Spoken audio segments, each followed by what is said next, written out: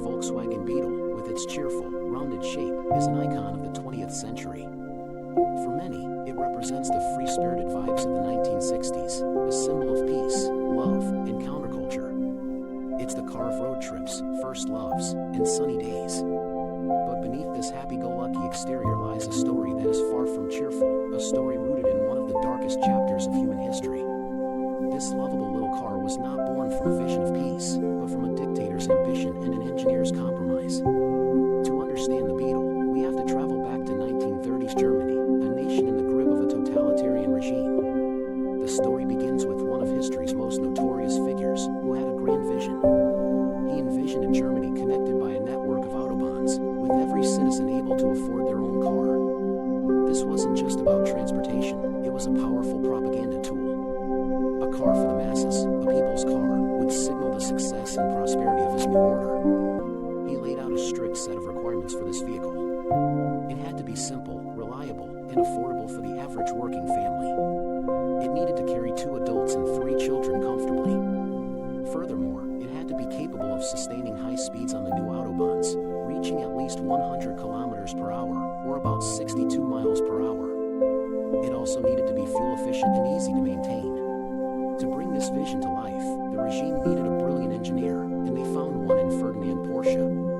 Porsche was already a renowned automotive designer, having worked for companies like Daimler-Benz. He had long dreamed of creating a small, affordable car for the masses. In fact, he had been developing prototypes for years, but struggled to find financial backing from private manufacturers who saw little profit in such a project. The dictator's project was the opportunity Porsche had been waiting for. In 1934, he was officially commissioned to design the Volkswagen, which literally translates to people's car. Porsche and his team got to work, refining his existing ideas. He was particularly inspired by the designs of the Czechoslovakian company Tatra, whose streamlined, rear-engine cars bore a striking resemblance to what the Beetle would become. This similarity would later lead to a lawsuit, but at the time, Porsche forged ahead under the protection of the regime. His design was revolutionary for its time, featuring an air-cooled, rear-mounted engine. This configuration eliminated the need for a radiator and a long drive shaft, saving space, weight, and cost. The car's rounded, aerodynamic shape was not just for looks, it was designed to help the small engine achieve the required top speed. The chassis was simple yet robust, and the suspension was designed to handle the varied road conditions at the time. Every element was engineered for simplicity and low-cost production. By 1938, the design was finalized, and a new state-owned company, Gesellschaft zur Vorbereitung der Deutschen Volkswagens MBH, was established to build the car. This later became Volkswagen Work GmbH. A massive new factory was built in a town purpose-built for its workers, a town that was named Stadt der KDF Wagens bei Fallersleben, which translates to City of the Strength through Joy Car at Fallersleben. Today, we know this city as Wolfsburg. The propaganda machine went into overdrive. The car, officially named the KDF Wagon, was hailed as a marvel of German engineering and a gift to the people. To make it accessible, a special savings scheme was introduced. German citizens could purchase stamps for 5 Reichsmarks a week. Once they filled a stamp book worth 990 Reichsmarks, they would be entitled to a new car. The promise was tantalizing, and the public responded with enthusiasm. Hundreds of thousands of Germans signed up, diligently putting their savings into the program, dreaming of the day their very own car would be delivered. They were sold a dream of family outings and newfound freedom on the open road. The KDF wagon was presented as proof that the regime was delivering on its promises of a better life for all. However, this dream was a cruel deception.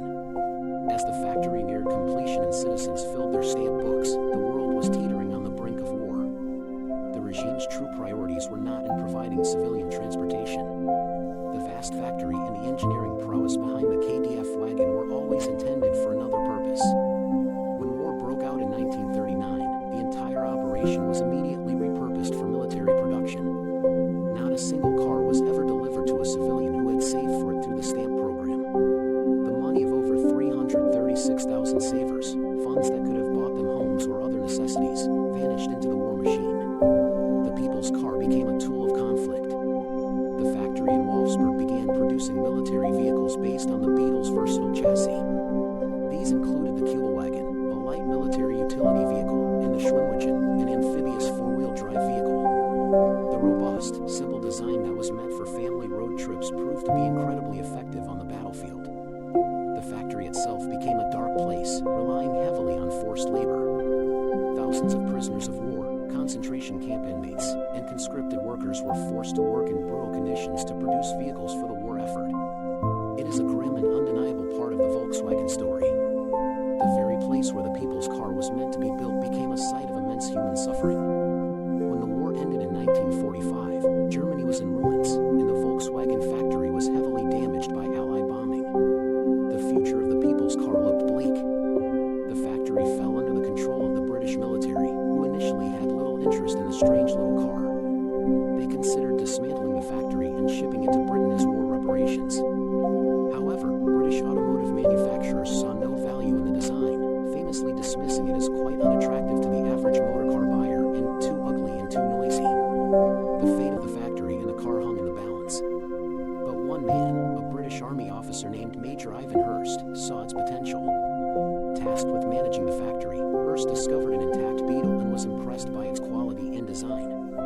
He believed the car could play a crucial role in rebuilding Germany and providing much-needed transportation for the Allied occupation forces. Hurst championed the project, persuading the British military to place an order for 20,000 cars. Under his leadership, the factory was slowly brought back to life. Production began amidst the rubble, using salvaged materials and a workforce of German locals. In 1949, control of the company was handed back to the German government, and Heinrich Nordhoff, a former Opel executive, was appointed to lead it. Nordhoff was a brilliant manager who fully embraced the car's original design.